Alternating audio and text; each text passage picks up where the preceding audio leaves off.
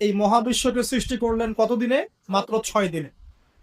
ঠিক আছে, সৃষ্টি করার আগে আল্লাহ পাক আরশ সৃষ্টি করেছিলেন এবং তারপরে কলম সৃষ্টি করেছেন, এবং কলম দিয়ে আল্লাহ রাব্বুল আলামিন পুরো তাকদীর লিখে ফেলেছেন কিয়ামত পর্যন্ত কি হবে আর না হবে। ঠিক আছে, এবং একটা সময় পর্যন্ত মানুষের কোনো ধারণাই মহাবিশ্বে ছিল না।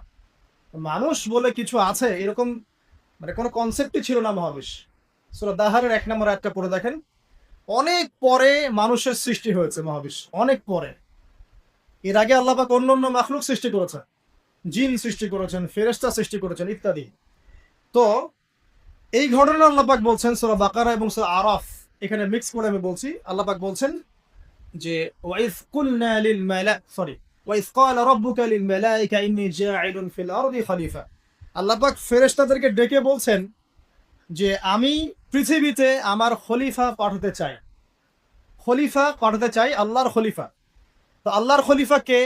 যে ব্যক্তি আল্লাহ পাকের বিধিবিধান মেনে চলে সে আল্লাহর খলিফা, তাই তো?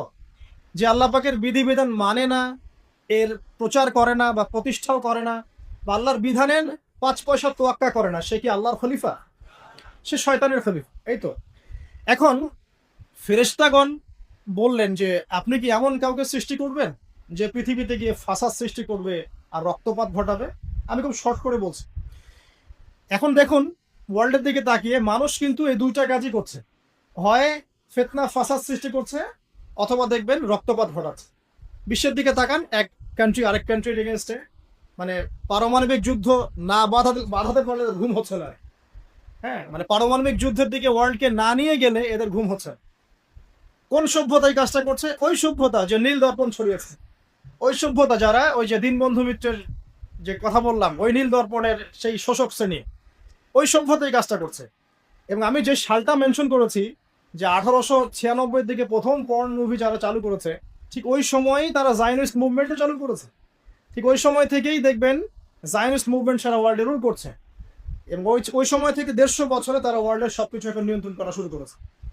ওইদিকে আমি যাচ্ছি না, এদিকে আসেন।